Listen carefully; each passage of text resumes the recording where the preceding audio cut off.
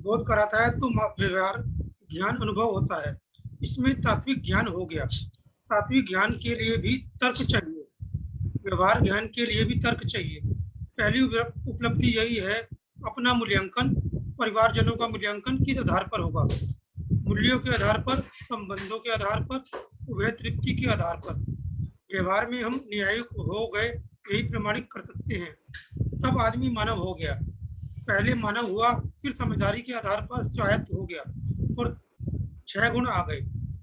स्वयं में विश्वास, श्रेष्ठता श्रेष्ठता का सम्मान, प्रतिभा में संतुलन, व्यक्तित्व में संतुलन, व्यवहार में सामाजिक और व्यवसाय में स्वावलंबी।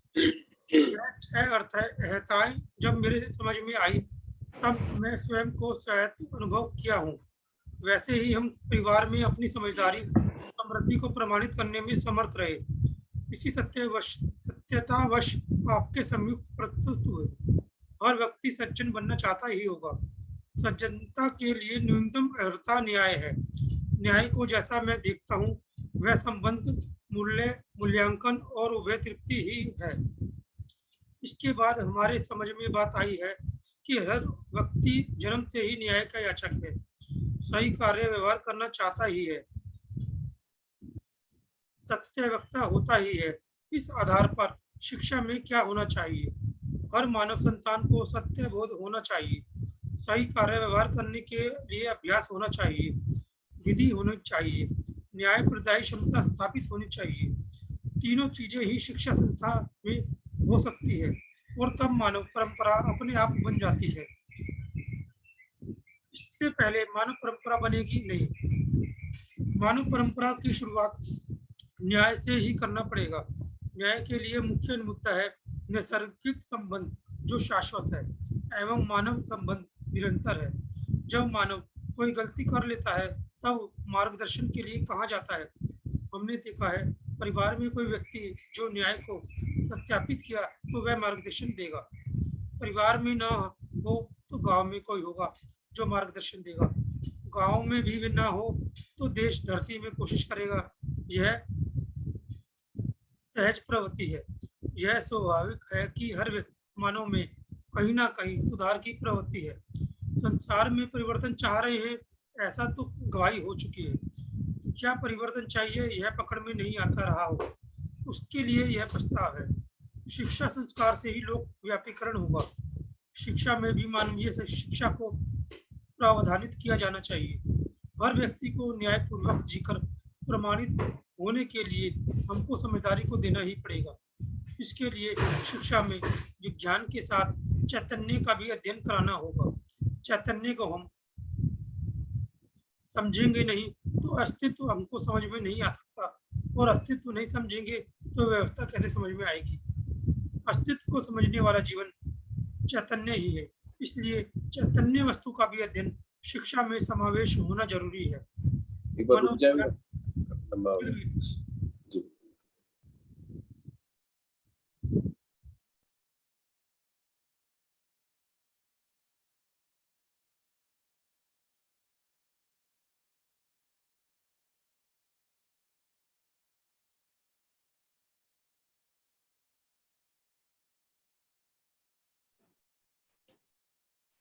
जी, सभी को फिर से नमस्कार।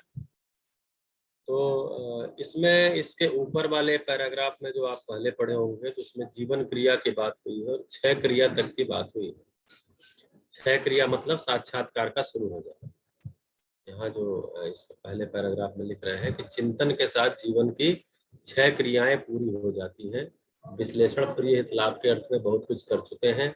शरीर की आवश्यकताओं के लिए सामान्य आकांक्षा, महत्वाकांक्षा संबंधी वस्तुओं का उत्पादन बहुत कर चुके हैं। ये सामान्य आकांक्षा महत्वाकांक्षा पे चर्चा हुई होगी। सामान्य आकांक्षा मतलब जो हमारी, उसको रोटी कपड़ा मकान बोलते हैं, आहार आवास अलंकार। और महत्वाकांक्षा का मतलब जो दूर दर्शन, दूर गमन, दूर श्रवण से जुड़ी हुई चीजें हैं। हम दूर दूर की चीजें जानना चाहते हैं, सुनना चाहते हैं, देखना चाहते हैं, दूर दूर जाना चाहते हैं, यही महत्वाकांक्षा है। ये एक्चुअली सामान्य आकांक्षा जो है वो ज्यादातर शरीर के लिए होती है, और महत्वाकांक्षा से हम जीवन तृप्ति का प्रयास करते हैं। तो इनकी वस्तुओं का हम उत्पादन बहुत कर चुके हैं, और जो जब बाकी है वो भी कर लेंगे। और बहुत सारी तो ऐसी वस्तुएं बना ली है जिनको जरूरत भी नहीं थी, बम बना लिया, मिसाइल बना लिया, युद्धपोत बना लिया, ऐसी चीजें जो मानव के लिए उपयोगी नहीं है, निरर्थक है, ये बर्बादी का कारण है। फिर भी हम इसका उत्पादन, क्योंकि विश्लेषण में हम प्रीहित लाभ का ज्यादा किए हैं, ऐसा कह रहे हैं। तो जो सार्थक तर्क है, जो सार्थक तर्क है, इसमें तर्क के बारे में यहाँ से चर्चा हुई है कि तर्क विधि से घटना विधि से सिद्ध हो जाता है कि जो चीजें बनाई है।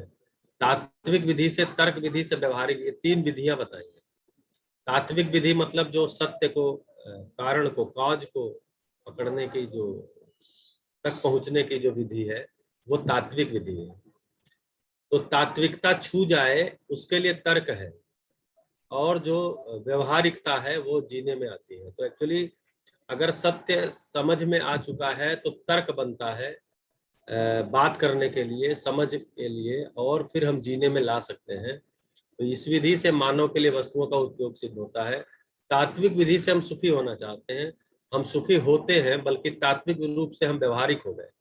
उसको प्रमाणित करने के लिए हम व्यवहारिक होते हैं, या तर्क विधि है। तो जो प्रमाण करने के लिए, प्रमाणित करने के लिए जो हम व्यवहार मिलने आते हैं, वो मेरे अंदर भी तर्क लगता है, और जो कोई बात करता है उसके साथ भी तर्क लगता है। इस ढंग से तर्क, तात्विक और व्यवहारिक विधि से आदमी प्रमाणित होने की बात आती है। हम जितना भी बात करते हैं, पढ़ते हैं, लिखते हैं, तर्क विधि के आधार पर करते हैं। अभी हम यहाँ पूरी पुस्तक पढ़ रहे हैं तो तर्क ही लगाएंगे, इसमें सूचना है केवल। एक व्यक्ति आदरणीय नागराज जी, जिनको अनुभव संपन्न हुआ, जो प्रमाणित हुए, उन्होंने, उनको जो विधि थी, जिस तरह से उनको जो सत्यापन अपना, उन्होंने इस किताब में रख दिया कि मुझे ऐसा ऐसा समझ में आया। अब मेरे लिए वो ज्ञान नहीं है, आपके लिए, सभी के लिए भी वो ज्ञान नहीं है। ये समस्त नागराज जी के द्वारा, बाबा जी के द्वारा रखा हुआ समस्त सूचना मेरे लिए, आपके लिए केवल सूचना है, प्रस्ताव है, प्रपोजल है, ये ज्ञान नहीं है। अभी जब इस किताब को मैं पढ़ रहा हूं तो मेरे लिए ज्ञान नहीं है, मेरे लिए सूचना है।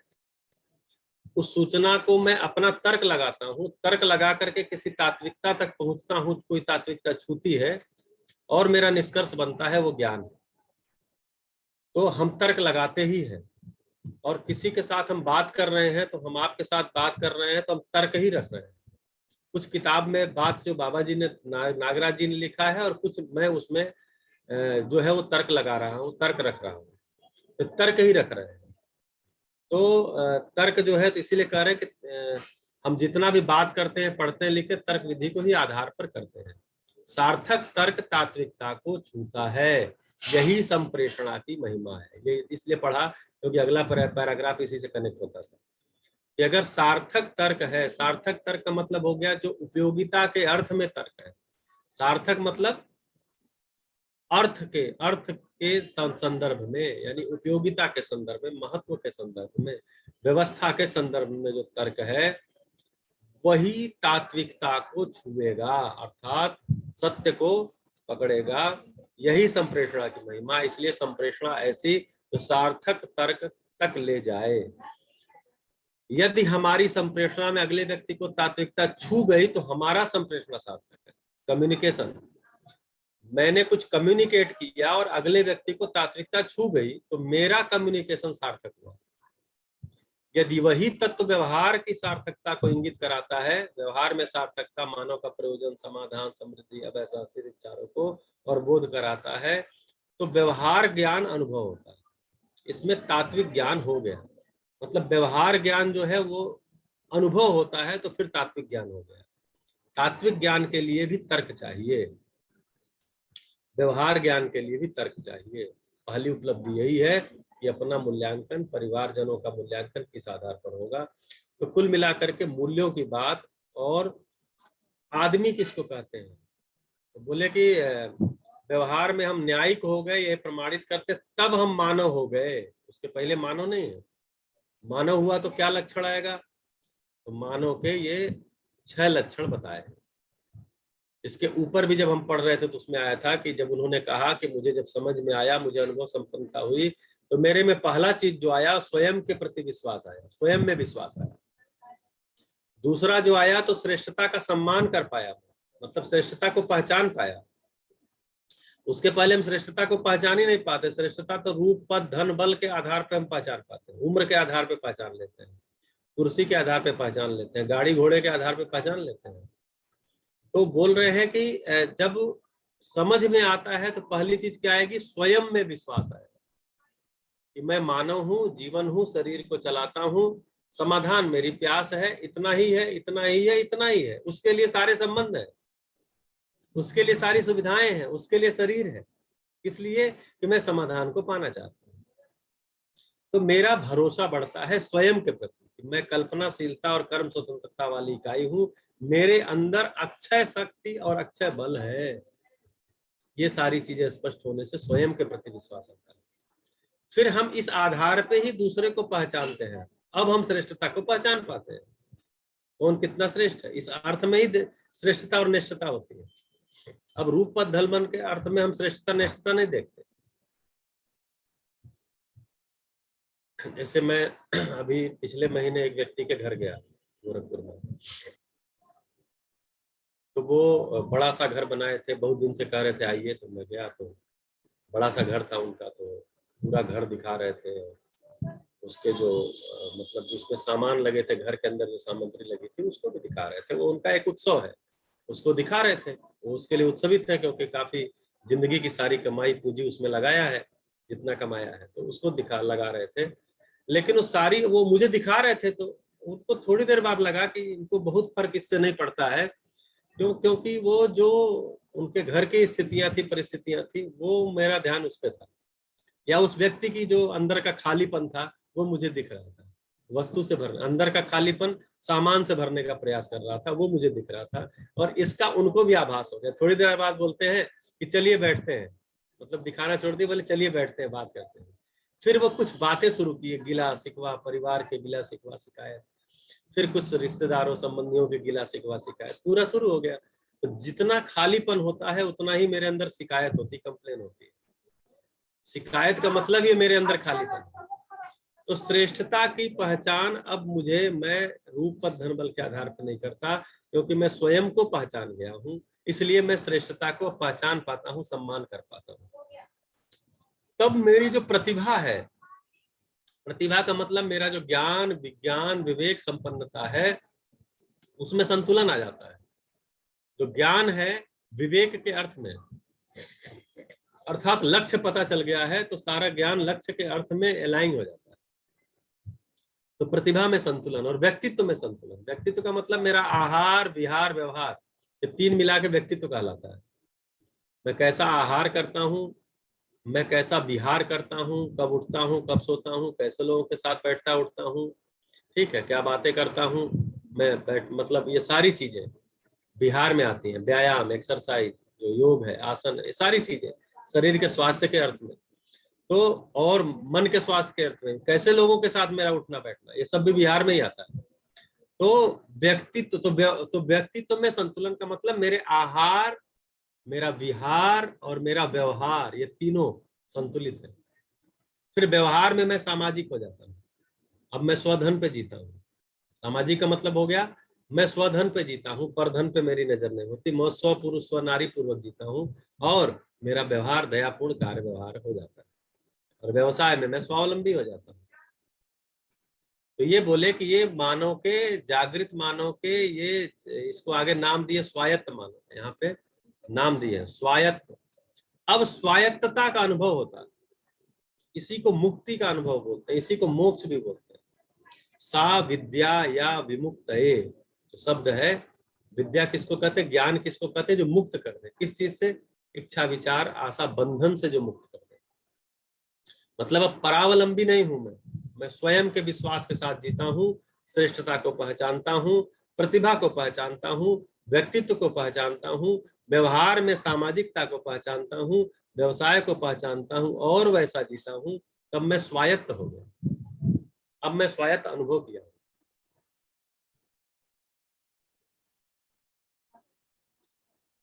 अब हर व्यक्ति सज्जन बनना चाहता है, तो सज्जनता किसको बोलते हैं? तो सज्जनता के यहाँ बोलते हैं, सज्जनता के लिए न्यूनतम अर्हता न्याय है। अगर हमको न्याय समझ में नहीं आया है तो फिर सज्जनता वो दिखावटी है, लोगों को बताने के लिए कि मैं बहुत सज्जन हूँ। मेरे व्यवहार में न्याय नहीं है। न्याय का मतलब मैं संबंध को पहचानता हूं, उसमें मूल्यों को पहचानता हूं, उसका निर्वाह करता हूं, मूल्यांकन कर पाता हूं और तृप्त होता हूं। ये न्याय है। न्याय पकड़ में आया तो न्याय पूर्वक मैं जी रहा हूं, यही सज्जनता है। फिर बताने नहीं होता कि मैं सज्जन हूं, या किसी से सुनने की इच्छा नहीं होती कि हाँ कोई कह दे कि मैं सज्जन हूं। इसलिए कह रहे हैं हर व्यक्ति सज्जन बनना चाहता ही होगा। सज्जनता के लिए न्यूनतम अर्हता न्याय है। और यहाँ न्याय की परिभाषा बोल रहे हैं कि संबंध, मूल्य, मूल्यांकन और उभय तृप्ति ही न्याय है। फिर बोल रहे हैं उसके बाद क्या समझ में आया? मानव समझ में आया, न्याय समझ में आया, तब समझ में आया कि हर व्यक्ति जन्म से न्याय का ही याचक है। अब अपने पे ध्यान गया, निरीक्षण, परीक्षण, सर्वेक्षण पूर्वक ध्यान गया कि हर व्यक्ति जन्म से ही न्याय का याचक है और सही कार्य व्यवहार करना चाहता ही है। उससे गलती से गलती हो जाती है, वो गलती करना नहीं चाहता, सत्यवक्ता होता ही है। इस आधार पर शिक्षा में क्या होना चाहिए? तो यही तीनों चीजें होना चाहिए। यानी बच्चा जो न्याय का याचक है उसकी न्याय समझ में आ जाए, जो सही कार्य व्यवहार करना चाहता है तो उसको सही कार्य व्यवहार की समझ हो जाए, सत्यवक्ता होता है तो उसके सत्य में निष्ठा हो जाए, सत्य का बोध हो जाए। इसीलिए आगे लिख रहे हैं कि शिक्षा में क्या होना चाहिए? हर मानव संतान को सत्य बोध होना चाहिए, सही कार्य व्यवहार करने का अभ्यास विधि होनी चाहिए और न्याय प्रदायी क्षमता स्थापित होनी चाहिए। यही तीन चीजें शिक्षा संस्था में हो सकती हैं और तब मानव परंपरा में अपने आप बन जाती है। इसके पहले मानव परंपरा नहीं बनेगी। तो कुल बात यहाँ न्याय पर है। न्याय से कम में परिवार में कोई व्यक्ति जो न्याय को सत्यापित किया वो मार्गदर्शन देगा। परिवार में ना हो तो गांव में होगा। जैसे हमारे अब आदरणीय नागराज जी मेरे परिवार के भी सदस्य नहीं है जी। एसके टिबरीवाल जी, बस इसको मैं अपनी बात कह लेता हूँ फिर। तो आदरणीय नागराज जी मेरे परिवार के भी नहीं है, मेरे गांव के भी नहीं है, मेरे रिश्तेदारी के भी नहीं है, मेरे विद्यालय में भी नहीं मिले थे, मुझे कहीं ट्रेन में भी नहीं मिले थे, लेकिन मेरे मार्गदर्शक हैं। क्यों? मैंने तलाश लिया अपना मार्गदर्शक। हर व्यक्ति अपना अपना अपना मार्गदर्शक तलाश ही लेता है। तो जो समझा होगा वही समझाएगा, तो समझा हुआ ही समझाएगा, जीता हुआ ही जीने की प्रेरणा दे सकता है, समझा हुआ ही समझाएगा। जी भैया, एसके टिबड़ेवाल जी।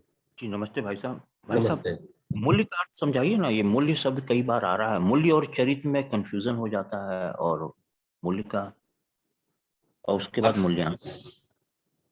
अच्छा, आपका शिविर हुआ है? नहीं भाई साहब, ऑनलाइन करते रहा हूँ, प्रत्यक्ष अच्छा, रूप में तो समय नहीं मिल पाया कभी। वो प्रश्न से ही पता चल जाता है। ठीक है, बहुत बहुत बढ़िया है। जहाँ अटकाव हो वहाँ बात करनी चाहिए।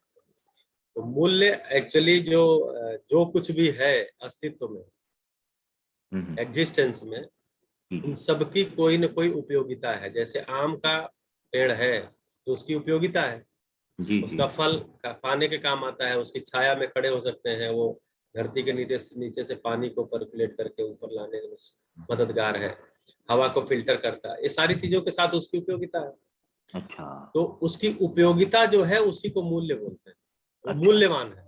अगर जी हमने आम लगाया और आम पता चल रहा है कि बढ़ ही नहीं रहा है, उसमें हम्म। फल ही नहीं आ रहा है, वो तो जो है वो कुछ अलग टाइप का ही हो जा रहा है, और बहुत साल हो गए उसमें फल नहीं आ रहा है, 20 साल हो गए, जी तो कहेंगे ये तो मूल्य विहीन है, मतलब बेकार है आम। क्यों? क्योंकि उपयोगिता उसकी नहीं प्रमाणित हो रही। ऐसे ही अच्छा गाय है, हम गाय पाल लिए, किस लिए पालते हैं? दूध देगी। अब उसने बच्चा दिया, उसके बाद दूध ही नहीं दे रही है, हम क्या बोलेंगे? ये तो उपयोगी नहीं है। जी तो वैसे ही सभी के लिए, तो वैसे ही मानव के लिए भी, मानव भी मूल्यवान है कि नहीं? तो मानव मूल्यवान कब होता है? जब वो 5 जगहों पर उसके मूल्य का प्रमाण है। स्वयं के लिए उपयोगिता। अच्छा कोई भी मानव स्वयं में तनाव पूर्वक जीना नहीं चाहता, तो मैं तनाव मुक्त जी रहा हूँ, ये मेरा स्वयं के लिए उपयोगिता है। परिवार में मैं कलेश मुक्त जी रहा हूँ, ये परिवार के लिए उपयोगिता है। समाज में मैं भय का कारण नहीं हूँ, ये समाज के लिए मेरी उपयोगिता है। प्रकृति के लिए मैं असंतुलन का कारण नहीं हूँ, ये मेरी प्रकृति के लिए उपयोगिता है। इसी को दर्शन में 30 मूल्यों के रूप में लिखा है। अच्छा। प्रकृति के साथ जब जीते हैं तो उसमें उपयोगिता कला को हम पहचानते हैं कि नहीं पहचानते? जी मानव के जी। साथ जीते हैं तो विश्वास, सम्मान, स्नेह पूर्वक, ममता, वात्सल्य, इसमें इस तरह के मूल्य हैं। एक एक हम्म, मूल्य पे पूरी एक एक दिन चर्चा होती है। ये अच्छा। सारे मूल्य है, विश्वास है, सम्मान है, स्नेह है, कृतज्ञता है, गौरव, ये सारे मूल्य है। क्योंकि हम्म, इससे कम में मानव उपयोगी नहीं है, स्वयं के लिए ही नहीं है, परिवार के लिए नहीं है, समाज के लिए नहीं, प्रकृति के नहीं, इसको मूल्य बोल रहे हैं। जी जी जी। ठीक है, तो मूल्य का मतलब ही है उपयोगिता, अच्छा बात। महत्व। ठीक है, तो जैसे गेहूं है, हम्म जैसे मूल्य और कीमत में अंतर यह है कि गेहूं है तो आज से 20 साल पहले गेहूं 5 रुपए किलो था हम्म। और 2 रोटी में मेरा पेट भर जाता था। जी जी। आज वो गेहूं 20 रुपए किलो है और मेरा पेट 2 रोटी में आज भी भरता है। तो क्या हम्म। चीज बढ़ा है? मूल्य बढ़ा है कि उपयोगिता बढ़ी, कीमत बढ़ी है? सर कीमत बढ़ गई। कीमत बढ़ गई, मूल्य वैसा ही है। जी जी। बल्कि मूल्य में देखेंगे तो ह्रास हुआ है। हाँ जितना मूल्य। जी जी। 20 साल पहले 2 रोटी से जितना पोषण होता था, तो जी आज जी। जिस तरह से उत्पादन की विधि बदल गई है उस हिसाब से पेट तो भरता है, लेकिन उस 2 रोटी से पोषण उतना नहीं हो पाता है। हाँ। तो वो थोड़ा मूल्य उसका कम हुआ। ऐसे ही आदमी को देखेंगे तो आज से 100 साल पहले आदमी कम से कम अपने परिवार के लिए एक एक स्नेह पूर्वक, प्रेम पूर्वक जी पाता था, संबंध पूर्वक। हम्म। लेकिन जैसे जैसे सुविधाओं का अंबार खड़ा किया, आदमी के पास पैसे खूब आ गए, संसाधन ज्यादा आ गए, वैसे वैसे आदमी आदमी से दूर होता चला गया। यानी अब आदमी आदमी के लिए कम उपयोगी हो गया, आदमी प्रकृति के लिए भी उपयोगी नहीं बचा। सही बात। मिट्टी खराब हो गई, पानी खराब हो गया, हवा खराब हो गया, ये तीनों चीजें खराब कर दिया। किसने किया? आदमी ने किया। अब जी। मिट्टी खराब हो गई, इससे मिट्टी को कोई समस्या थोड़ी है। पानी हाँ। खराब हो गया, इससे पानी को कोई प्रॉब्लम नहीं है। हवा हम्म। खराब हो गई, इससे हवा को कोई प्रॉब्लम नहीं है, प्रॉब्लम मुझे ही होनी है।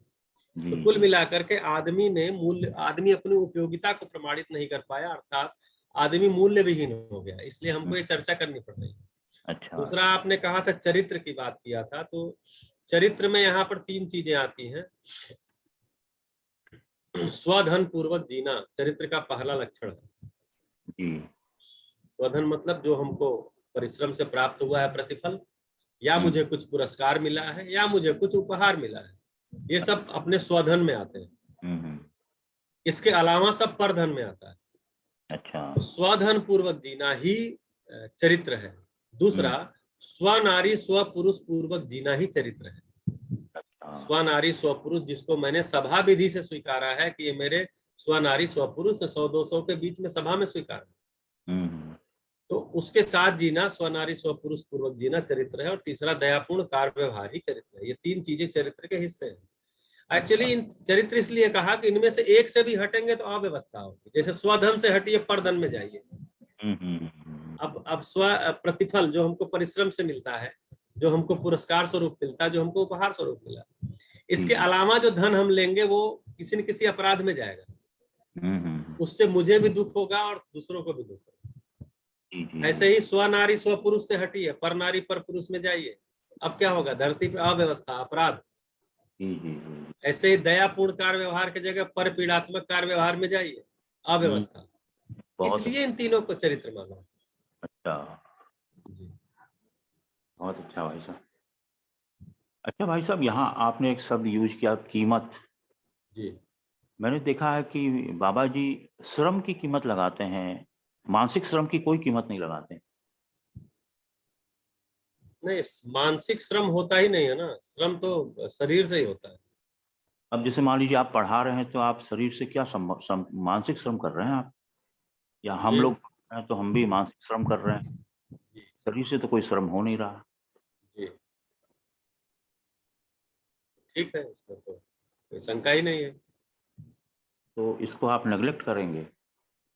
कहाँ नेग्लेक्ट कर रहे हैं? आपने प्रश्न किया, मैं उत्तर दे रहा हूँ, नेग्लेक्ट कहाँ किया? तो फिर इसकी कीमत नहीं होगी भाई। आप दे दीजिए अगर कीमत पता चलती हो।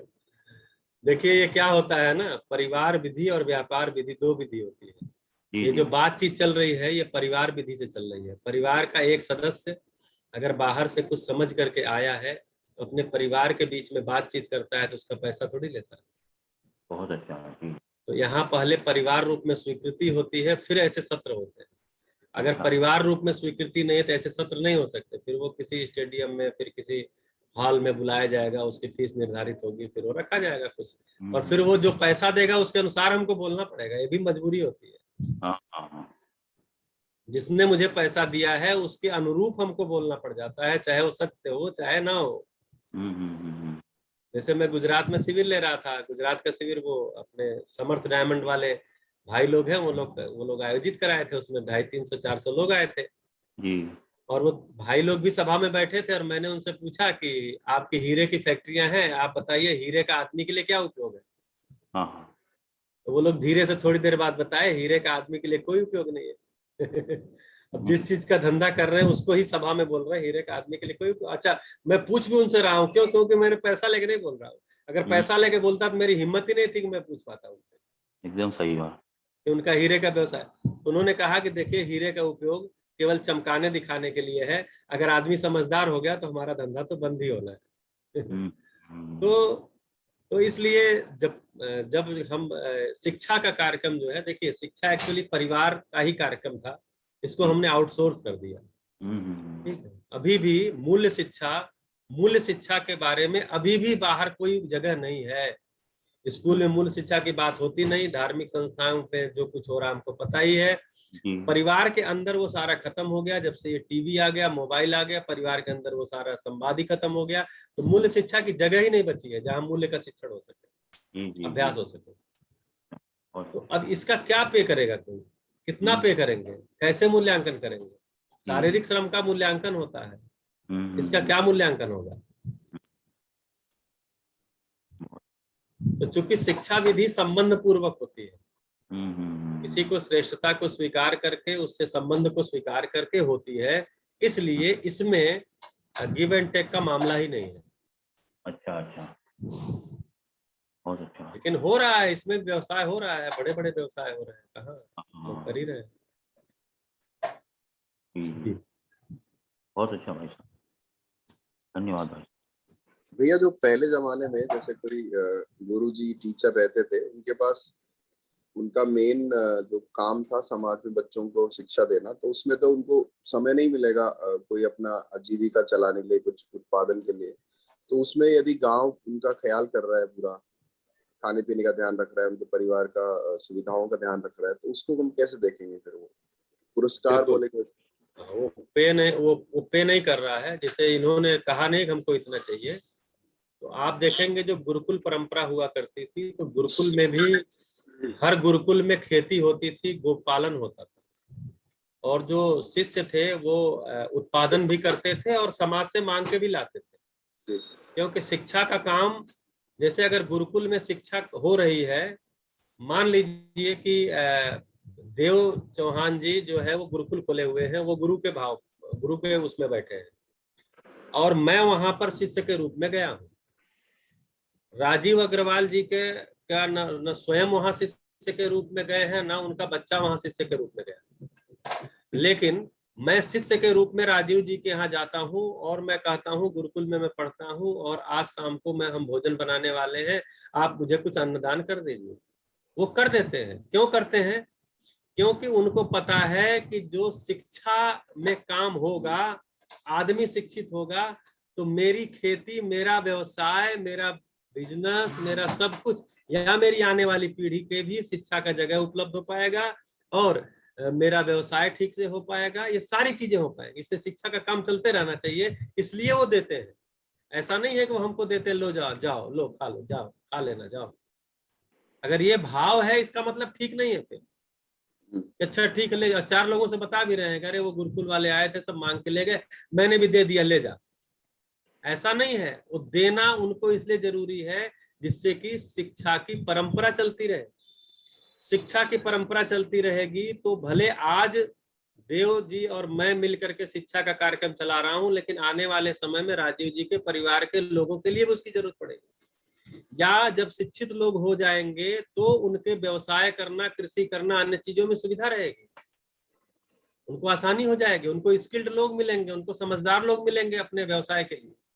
या जो दुकान, जो उनके यहाँ खरीदने के लिए आएंगे, वो लोग भी समझदार लोग होंगे, वो कोई उनसे लड़ाई झगड़ा नहीं करेंगे, वो उनके शोषण उनसे कोई चीज वो नहीं करेंगे। तो इसलिए उनकी आवश्यकता है। तो पहले जो है जैसे आप जनवाद पढ़ेंगे तो उसमें विद्यालय की, अभिभावक विद्यालय की स्थिति के बारे में लिखा हुआ है कि गांव में एक विद्यालय होगा, उसमें जो शिक्षक होंगे उनके लिए 5 एकड़ जमीन और 5 गाय होंगी, ऐसा लिखे हैं वो। अगर हम इसके कृषि के आधार पे, गांव के आधार पे हम शिक्षा का कोई कार्यक्रम शुरू करते हैं तो 5 एकड़ खेती और 5 गाय दे दीजिए, एक शिक्षा के लिए पर्याप्त होता है। खाना है, पढ़ाना है, पहनना है, यही तो कार्यक्रम है। तो वो जो है उपहार की श्रेणी में ही आता है, पुरस्कार की श्रेणी में आता है, और जो गुरु हैं वो उसको स्वधन के रूप में ही देख पाते हैं। जी भैया। अभी भी जो विद्यालय में शिक्षण कार्य कर रहे हैं, तो मैं भी चूंकि शिक्षक हूं और राजकोष से तनख्वाह लेता हूं, तो 6 घंटे 7 घंटे वो विद्यालय में शिक्षण कार्य कर रहे हैं। जिस समय वो उत्पादन कर सकते थे, कुछ और कर सकते थे, उस समय वो समाज के लोगों को शिक्षा संस्कार के लिए अपना तन मन लगा रहे हैं। इसलिए समाज की जिम्मेदारी है कि वो उनके खाने पीने, उनके कपड़े का इंतजाम करे। तो इसलिए समाज उनको धन देता है। राजकोष से मिला हुआ धन कौन सा धन है? समाज का ही धन है ना। राजकोष में धन कहाँ से आता है? सरकार कोई गेहूं चावल बेच के थोड़ी धन भरती है, समाज से ही लेती है। तो राजकोष से धन मतलब समाज का धन। तो चूंकि वो समाज के लिए ही 6-7 घंटे लगा रहा है, उस अवधि में वो उत्पादन कार्य नहीं कर रहा है। अभी थोड़ी विधि ये बहुत सही नहीं है, मतलब मैं इसको जस्टिफाई नहीं कर रहा हूँ कि ठीक है, लेकिन चूंकि अभी की प्रचलन में अगर यह है तो इसको लेकर कोई गिल्टी नहीं आना चाहिए, क्योंकि मैं 6 घंटे 7 घंटे अगर उसके लिए लगा रहा हूं तो उसके लिए समाज मेरे लिए मेरे खाने पीने का इंतजाम कर रहा है। अगर मुझे लगता है नहीं, मैं जितना काम मेरा तनख्वाह उससे ज्यादा है, तो उसको बाकी की तनख्वाह समाज कार्य में लगा दीजिए, शिविर लीजिए, जाइए आइए घूमिए, लोगों के ज्ञान के अर्थ में लगाइए। जी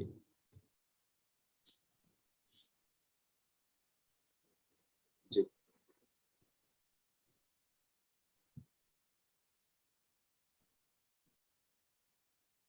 अच्छा भाई साहब, यहाँ एक प्रश्न और उठता है। एक जगह बाबा जी ने इस पे व्यंग भी किया है। बाबा ये अगर ऐसा नहीं होगा भाई साहब, प्रश्न ये है कि अगर इस तरह व्यक्ति को हम नहीं देंगे तो व्यक्ति एक्सपर्ट कैसे बनेगा? शिक्षक तो सामान्य शिक्षक रह जाएगा, वो अपने किसी विषय में एक्सपर्टाइज कैसे करेगा अगर उसे हम सही मूल्य कीमत नहीं देंगे, मतलब सॉरी, उसके मानसिक श्रम की कीमत नहीं देंगे तो शिक्षक मेहनत कैसे करेगा, या डॉक्टर अपने विषय में पारंगत कैसे होगा? देखिए, बात मानसिकता की है। उसमें जैसे मैं अपना उदाहरण दे सकता हूँ, पूरी दुनिया का उदाहरण देने में ठीक भी नहीं बैठता है। मैं उत्तर प्रदेश में एक स्कूल में टीचर हूँ और मेरे जैसे 6.5 लाख टीचर हैं। मैं अपने विशेषज्ञता बढ़ाने के लिए मैं कोई जुगाड़ करके, छुट्टियों का जुगाड़ करके मैं 6 महीने का अध्ययन किया। उसके बाद मैं कुछ न कुछ जुगाड़ करके, कुछ न कुछ चीजों को लगा करके इसमें लगातार पिछले 15 साल से लगा हुआ हूँ। तो मैं अपनी विशेषज्ञता को इस क्षेत्र में बढ़ा रहा हूँ। किसके लिए बढ़ा रहा हूँ? मैं अपने लिए बढ़ा रहा हूँ। क्यों? क्योंकि मैं चाहता हूँ कि मैं समझ के साथ जी सकूं, प्रमाणित हो सकूं। इसके लिए मैंने कभी भी कहीं से भी अतिरिक्त धन नहीं लिया है, मैं अपना धन लगाया हूँ। तो मुझे एक्सपर्ट होना है, उसके लिए मैं पढ़ता हूं तो मैं अपना धन लगाता हूं कि नहीं लगाता हूं? जी। अगर मुझे एक्सपर्ट होना है तो मैं अपना धन लगाऊंगा, उसमें दिक्कत क्या है? तो कुल मिला के मानसिकता की, अभी मानसिकता क्या हो गई है, नहीं मेरे एक्सपर्ट होने के लिए सरकार हमको और पैसा दे।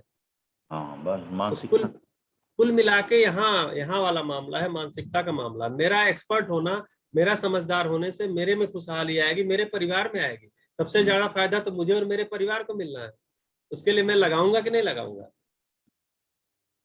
हाँ, अगर मेरा रोजगार ही नहीं है कोई, तो मुझे रोजगार की तलाश तो पहले करनी पड़ेगी। अगर हमको शिक्षा क्षेत्र में ही करना है तो करना पड़ेगा, क्योंकि अगर हमको, मान लीजिए हम यहाँ सभा में बैठे हैं और हमें से भूख लगी हो और हमारे पास खाने का ना हो और बात यहाँ अच्छी हो रही है, हम क्या सुनेंगे? हम कुछ नहीं सुन पाएंगे। सही बात। तो इसलिए सुविधा के अर्थ में जो रोजगार की तलाश है वो तो हमको करनी पड़ेगी, चाहे वो शिक्षा विधि से हो, शिक्षा के कार्यक्रम में रोजगार हो, चाहे कोई और रोजगार हो, चाहे कोई और रोजगार हो। उसमें क्या दिक्कत है?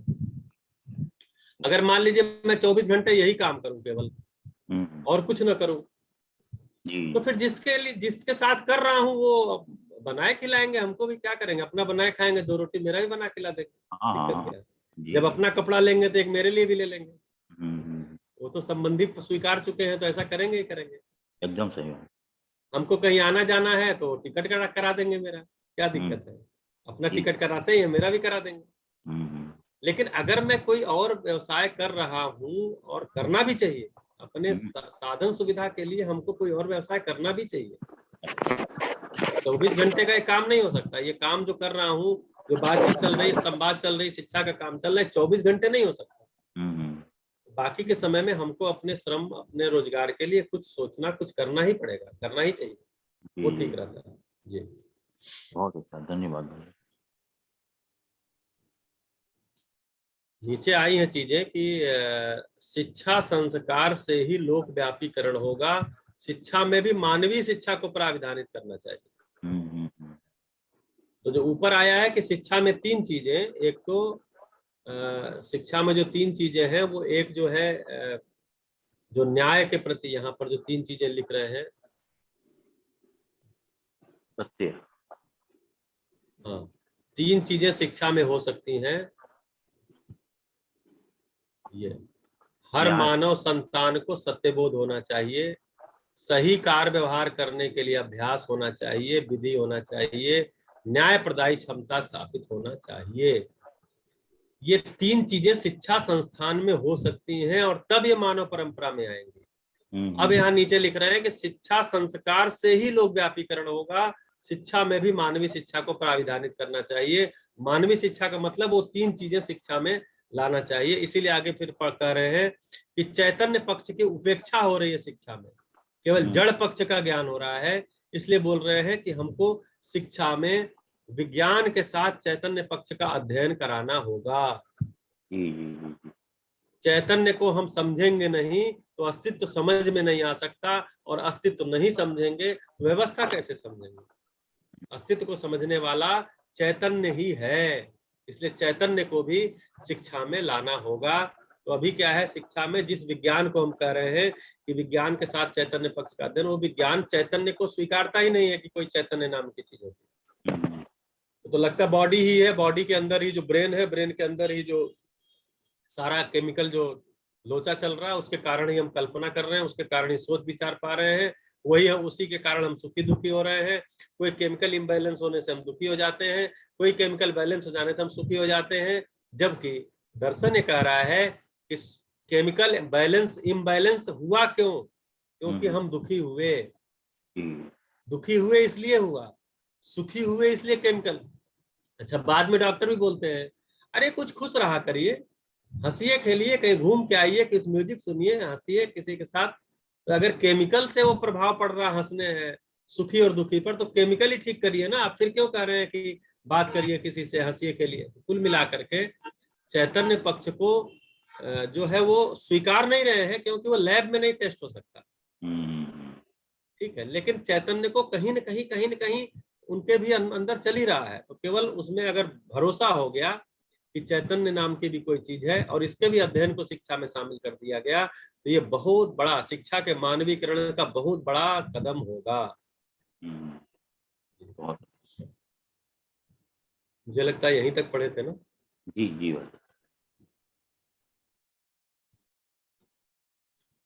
और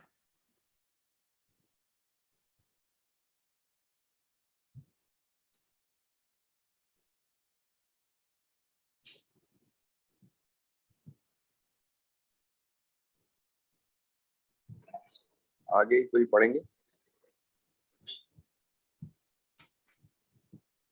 मैं पढ़ दूं भाई साहब? जी जी। मनोविज्ञान में संस्कार पर समझदारी का समावेश होना चाहिए। मानव संचेतना का समावेश पहचान होना चाहिए। मानव संचेतना में संवेदनशीलता, संज्ञानशीलता दोनों वैभवित है। दर्शन शास्त्र को प्रामाणिकता के साथ पढ़ना चाहिए। जब प्रामाणिकता के साथ पढ़ेंगे तो मानवता विधि ही आएगी, भौतिकता और आध्यात्मिक विधि नहीं। अतः मानव समझदार हो सकता है। समझदारी के लिए अस्तित्व सहज समीचीन है। परमाणु के बारे में जो अनुभव किया है वह यह है कि मैं जो समझा हूँ, सीखा हूँ, किया हूँ, जीता हूँ, उसको समझने, सीखने और कराने में मैं प्रमाणित होता हूँ। इन तीनों विधा में हमें प्रमाणित होना जरूरी रहा है। चौथा और कोई प्रकार नहीं है। समझने में परिपूर्ण होना जरूरी है। सीखने करने में थोड़ा कमी चल सकती है। अभी तक हम सीखने, करने कराने का काम बहुत अच्छे से कर लिए हैं, किंतु समझने के क्रम में शून्य है। सीखने, सिखाने, करने कराने को ही हम सर्वोपरि मूल्य बताते हैं। इससे ना कोई समाधान मिला, ना मानव को कोई राहत मिली। कहीं ना कहीं हम फंसते ही रहे। अतः मानव को अपने विश्वास और संपूर्ण अस्तित्व सहज अध्ययन करने की आवश्यकता आ गई। मानव अपने अध्ययन अभ्यास के बाद ही समझदारी में प्रमाणित होना बनता ही है। आदर्शवादी विधि और भौतिकवादी विधि में मानव का अध्ययन कहीं ना कहीं पीछे छूट गया। आदर्शवादी विधि में देवी देवता, ईश्वर को सर्वोपरि माना और मानव पीछे रह गया। देवी देवता, ईश्वर को समझने के चक्कर में मानव के अध्ययन को तिलांजलि दे दिया। भौतिकवादी विधि में भी मानव को छोड़ दिया। प्रयोग विधि से यंत्र को पकड़ लिया, अर्थात यंत्र प्रमाण हो गया। आदर्शवाद में ग्रंथ, किताब, वांग्मय प्रमाण हो गया और भौतिकवाद में यंत्र प्रमाण हो गया। इस तरह से आदमी का अवमूल्य हो गया और भ्रम के चपेट में फंसकर भ्रम का ही पूरक हो गया। इस तरह मानव भ्रम में फंसकर कुंठित हुआ, पीड़ित हुआ, प्रताड़ित हुआ। अब मानव का उद्धार कैसे हो? उद्धार का आश्वासन पहले भी सभी गद्दी देते रहे, किंतु उद्धार का प्रमाण ना हो पाया। ऐसा कितने दिन चलेगा? विकल्प रूप में यहाँ मानव के उद्धार का मूल स्रोत है समझदारी। सबसे बड़ी गद्दी है शिक्षण संस्थान। उसमें विज्ञान के साथ चेतन का अध्ययन होना चाहिए। चेतन के अध्ययन के बिना सह अस्तित्व का अध्ययन कैसे होगा? ये दोनों भाग शिक्षा संस्थानों में, शिक्षा वांग्मय में, शिक्षा प्रक्रिया में अछूता है। दूसरा, मनोविज्ञान में मानव के अध्ययन के लिए मानव संकेतना समझ में आता है, प्रमाणित हो जाता है, आवश्यकता भी समझ में आती है। इसलिए संस्कार पक्ष का अध्ययन मनोविज्ञान में होना चाहिए। तीसरा, दर्शन शास्त्र के साथ प्रामाणिकता होनी चाहिए। अभी तक हम मानते रहे हैं कि मानव पढ़ा और पढ़कर सुनाया तो विद्वान हो गया, जबकि ये विद्वान नहीं रहा। विद्वान समझदारी का स्वरूप है और विद्या अपने आप में अस्तित्व सहज है। सह अस्तित्व को समझे बिना, जीवन को समझे बिना, मानवतापूर्ण आचरण के बिना विद्वान होता नहीं। ये समझ में आता है, विचार शैली भी बनता है, योजना भी बनता है, कार्य योजना भी बनता है, फलस्वरूप प्रमाणित भी होता है। अगर हम समझे नहीं तो विचार शैली कहाँ से पाएंगे? बिना समझे जो विचार शैली बनी है उसमें से एक है सुविधा संग्रह के लिए और दूसरी विचार शैली है आदर्शवाद, त्याग, अपिग्रह, विरक्ति, भक्ति। इसमें भी करोड़ों लोग अपने को लगाएं और अपनी धैर्य, साहस, निष्ठा का परिचय दिए। इन दोनों से अखंड समाज का कोई रूपरेखा देखने को नहीं मिला। मानव हमेशा अथक परिश्रम करते आया है, किंतु मानव लक्ष्य व दिशा विहीन था। मैंने जो प्रयास किया वह केवल हमारे प्रश्नों के उत्तर के लिए था। हमें स्वर्ग मिलेगा, पैसा मिलेगा, संग्रह मिलेगा, ऐसा कोई लक्ष्य मेरा नहीं था। एक ही बात थी, हमारे पास शंका है तो उसका उत्तर मिलेगा ही। मैं योग और संयोग शब्दों का अर्थ बता दूं। योग का अर्थ है मिलन। जैसे हम कहीं जा रहे हैं, रास्ते में कोई पत्थर आदमी मिल गया तो योग कहेंगे। संयोग का अर्थ है संपूर्णता के अर्थ में मिलन। पूर्ण का अर्थ है मानव का व्यवस्था में जीना। परम पूर्ण का अर्थ है मानव का प्रामाणिक हो जाना, व्यवस्था में जीना। प्रामाणिक हो जाना मानव की चाहत है, किंतु वह नहीं मिलने पर जो मजबूरी है उस पर चलकर परंपरा के अनुरूप ढल जाता है। योग संयोग सदा सदा रहता ही है। पूर्णता के लिए कई प्रयास हुए, सफलता एक अलग बात है। मानव ने पूर्णता के लिए बहुत कुर्बानी दी है। कुर्बानियों का परिणाम तो होता ही है। जब किसी चीज को तोड़ते हैं तब सफलता तो आखिरी हथौड़े में दिखती है, किंतु उसके पहले लगे सभी हथौड़े नहीं पड़ते तो उस हथौड़ी से सफलता नहीं मिलती। सभी चोटों का फल सफलता में समाया ही है। सफलता मुझे मिली, इससे पहले जो प्रयास हुए उनका भी योगदान है। इस प्रकार संपूर्ण मानव के योगदान के फलस्वरूप ये घटना घटित हुई, ऐसा मैं स्वीकारा हूँ। रुक जाते हैं भैया। जी भाई साहब। हाँ।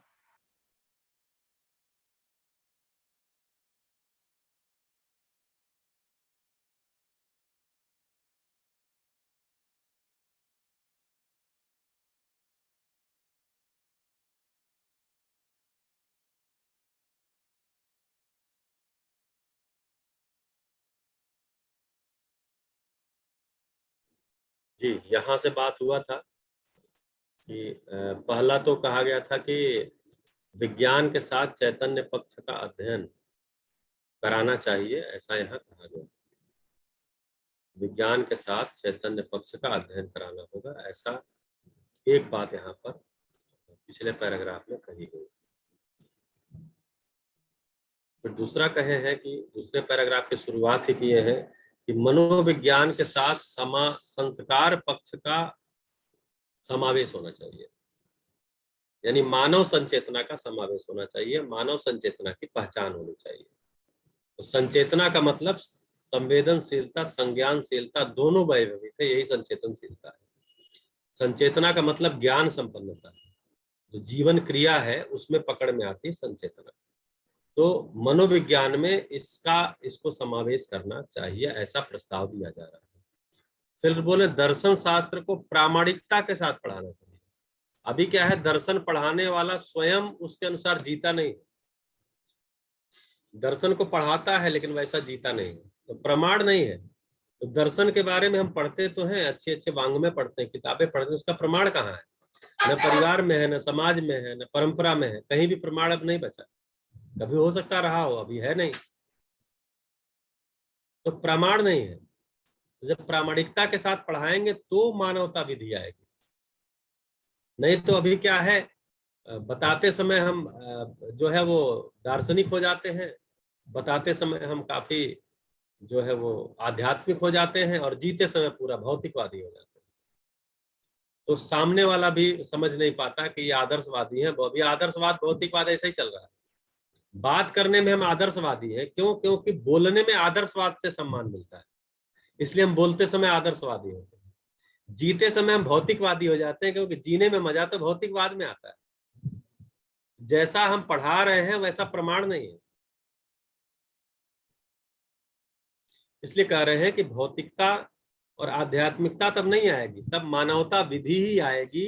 कब? जब हम प्रामाणिकता के साथ पढ़ाएंगे तो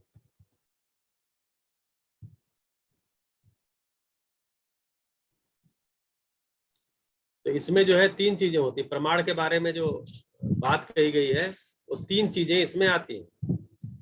मैं जो समझा हूं, मैं जो सीखा हूं, मैं जो किया हूं और जीता हूं।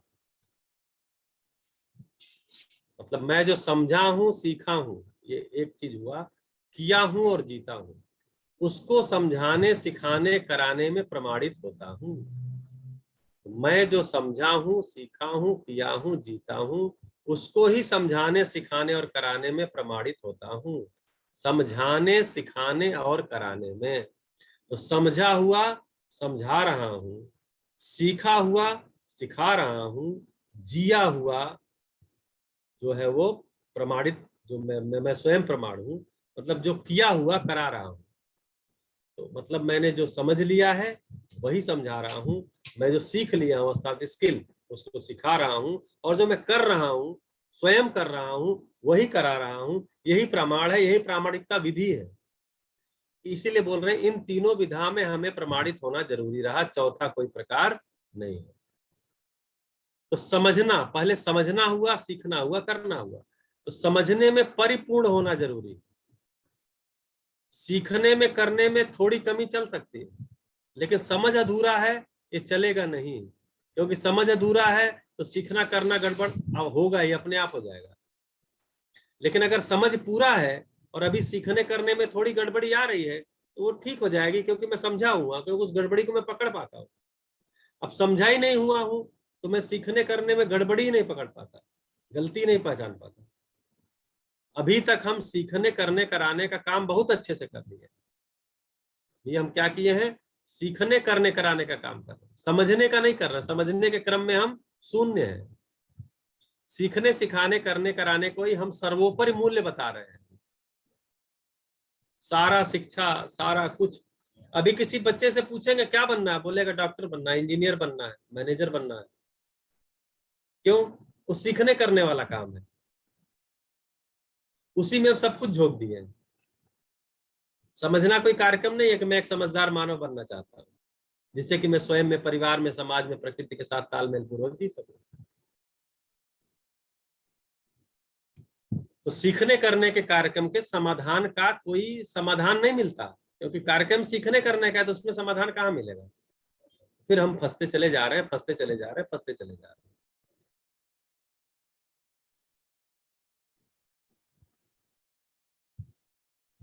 इसीलिए आगे कह रहे हैं कि आदर्शवादी विधि में भौतिकवाद, आदर्शवादी विधि और भौतिकवादी विधि में मानव का अध्ययन कहीं पीछे पीछे पीछे छूटता चला गया।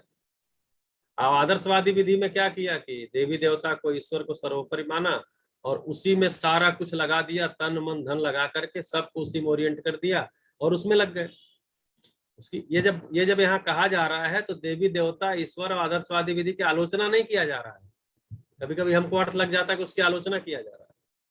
ये कहा जा रहा है कि आदमी को हम इसमें नहीं ढूंढ पाए, केवल उसमें ही लग गए। मानव के अध्ययन को हमने तिलांजलि दे दिया। भौतिकवादी विधि में भी मानव को छोड़ दिया, केवल प्रयोग विधि को, यंत्र को पकड़ लिया और उसी को प्रमाण मान लिया हमने। तो आदर्शवाद में ग्रंथ को, किताब को, वांग्मय को प्रमाण मान लिया और भौतिकवाद में यंत्र को प्रमाण मान लिया। इसलिए मानव इसमें कहीं गायब ही हो गया और आदमी का तो अवमूल्यन ही कर दिया। गाड़ी में खरोच नहीं लगनी चाहिए, गाड़ी में खरोच लगने से आदमी को मार देते हैं। आदमी में फोड़ दो सर उसका, गाड़ी में खरोच नहीं लगनी चाहिए। गाड़ी बड़ी चीज हो गई, आदमी बहुत छोटी चीज हो गया। जबकि गाड़ी की खरोच तो 100, 200, 400 रुपए में बन जाएगी। आदमी के साथ दो तरह की हुई। आदमी के साथ मारपीट किए तो उसके मन पे भी हमने प्रहार किया, शरीर पे भी प्रहार किया। आदमी का अवमूल्यन हो गया, बहुत छोटी चीज हो गया। इस प्रकार से आदमी भ्रम में फंसकर कुंठित, पीड़ित, प्रताड़ित हुआ। अब उद्धार कैसे हो? तो उद्धार का आश्वासन तो बहुत सारी गद्दियां देते ही है, लेकिन उसका प्रमाण नहीं आ पाया। अब जो विकल्प के रूप में यहाँ पर एक उद्धार का मूल स्रोत बताया गया, समझदारी। सबसे बड़ी गद्दी है शिक्षण संस्था। ये दर्शन ये बताता है, ये कहता है कि सबसे बड़ी गद्दी है शिक्षण संस्था, शिक्षा गद्दी। वहां पे समझदारी का काम होने से उद्धार होगा। इसलिए विज्ञान के साथ चैतन्य पक्ष का अध्ययन, चैतन्य पक्ष अध्ययन के बिना सहअस्तित्व का अध्ययन नहीं हो सकता, क्योंकि शरीर और जीवन सहअस्तित्व में है। स्पेस में संपृक्त इकाइयां हैं, ये सहअस्तित्व है। अब सहअस्तित्व का अध्ययन नहीं होगा, वो बिना चैतन्य के हो नहीं सकता, क्योंकि सहअस्तित्व को समझने वाला चैतन्य ही है। तो ये दोनों भाग शिक्षा संस्थानों, शिक्षा वांग्मय, शिक्षा प्रक्रिया में अछूता है। क्या क्या? तो विज्ञान के साथ चैतन्य पक्ष का अध्ययन और चैतन्य के साथ ही सहअस्तित्व का अध्ययन हो पाएगा। दूसरा कह रहे हैं कि मनोविज्ञान में मानव के अध्ययन के साथ मानव संचेतना समझ में आता है, प्रमाणित होता है, आवश्यकता ही पहचान में आती है। इसलिए संस्कार पक्ष का अध्ययन मनोविज्ञान में होना चाहिए। और तीसरा कह रहे हैं कि दर्शन शास्त्र, तो पहला हो गया ये विज्ञान के साथ चैतन्य पक्ष का अध्ययन। दूसरा हो गया मनोविज्ञान के साथ मानव संचेतना का अध्ययन। और तीसरा हो गया दर्शन शास्त्र के साथ प्रामाणिकता। अभी तक हम मानते रहे मानव पढ़ाकर और पढ़कर सुनाता तो विद्वान हो गया, पढ़ लिया और पढ़ाकर सुना लिया तो विद्वान हो गया। तो विद्वान का मतलब क्या होगा? समझदारी का स्वरूप है तो उसके जिंदगी में भी आना चाहिए, वो प्रमाण भी आना चाहिए। प्रमाण नहीं है तो फिर विद्वान किस बात का? हम बात तो अच्छी अभ्यास करके भी बोल सकते हैं, रट के भी बड़ी अच्छी बात बोल सकते हैं आपके सामने। तो क्या मैं विद्वान हो गया? इसलिए बोल रहे हैं कि बिना समझे जो विचार शैली बनी है उसमें से एक है सुविधा संग्रह के लिए, दूसरी विचार शैली आदर्शवाद, त्याग, अपरिग्रह, विरक्ति और भक्ति। इसीलिए इन्हीं दोनों में हम जूझ रहे हैं। क्या जूझ रहे हैं कि पहले खूब सारी सुविधा जुटा लेते हैं, फिर उस सुविधा से उब जाते हैं, फिर भक्ति विरक्ति में चल देते हैं, फिर भक्ति विरक्ति से उब जाते हैं, फिर सुविधा में आ जाते हैं, फिर सुविधा से उबते हैं, फिर भक्ति विरक्ति में। तो कोई सुविधा से उब रहा है, भक्ति विरक्ति में जा रहा है, कोई भक्ति विरक्ति में अभी नहीं लगा है, वो सुविधा में लगा हुआ है, भक्ति विरक्ति उसको बहुत उब चुका है। एक उम्र के बाद मैंने देखा है बहुत सारे बुजुर्गों को, एक समय के बाद वो बोलते हैं कुछ नहीं है, फायदा है ये भक्ति विरक्ति का, भगवान का भला नहीं पता। ऐसा नहीं है कि उनकी अनास्था हो गई है, लेकिन उनको लगता है भरोसा ही नहीं है कि इससे कुछ होगा। तो भक्ति विरक्ति से उबे तो सुविधा संग्रह में, सुविधा संग्रह से उबे भक्ति विरक्ति में, इसमें लोग लगे हुए, करोड़ों लोग लगे हुए। इसमें अखंड समाज का रूपरेखा देखने को नहीं मिला। तो अब इसमें उन्होंने कहा है अपना सत्यापन में जो बोल रहे हैं कि मैंने जो प्रयास किया केवल अपने प्रश्नों के लिए किया था, इससे हमको स्वर्ग मिलेगा, पैसा मिलेगा, संग्रह कर पाएंगे, ऐसा मेरा कोई लक्ष्य नहीं था। मेरी शंका थी, मेरे प्रश्न थे, उसका उत्तर मुझे मिलेगा, ऐसा सोच करके मैंने प्रयास किया। अब योग संयोग जो हुआ, उस योग संयोग में जो हुआ वो मुझे उसका उत्तर मिल गया। योग का मतलब अर्थ है और संयोग का मतलब संपूर्णता के अर्थ में मिलन है। संपूर्णता के अर्थ में, अस्तित्व के अर्थ में, व्यवस्था के अर्थ में मिलन है, संयोग है। जैसे योग तो हमको बस में भी हो जाता है, कोई मिल गया बस में, लेकिन उससे कोई बात थोड़ी होती, लेकिन ये सभा बैठी है, इसमें सभी लोग बैठे हैं, ये संयोग है, ये पूर्णता के अर्थ में मिलन है हम सभी का, ये संयोग है। योग तो कहीं भी हो जाएगा।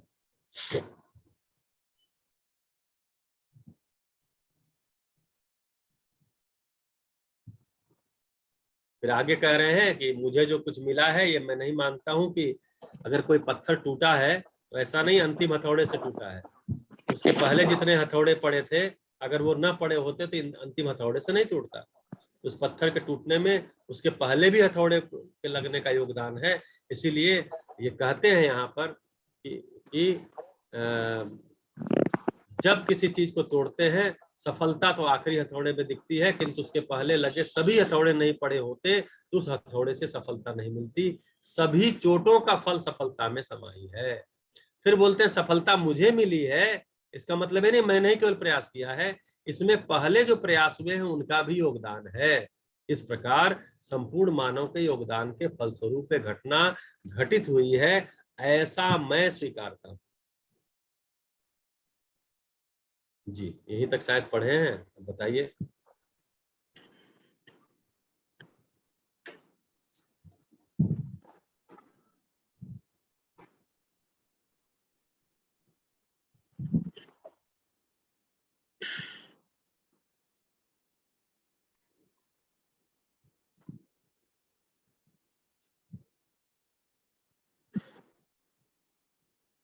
कोई सवाल है तो ले लेते हैं, तो आगे बढ़ते हैं।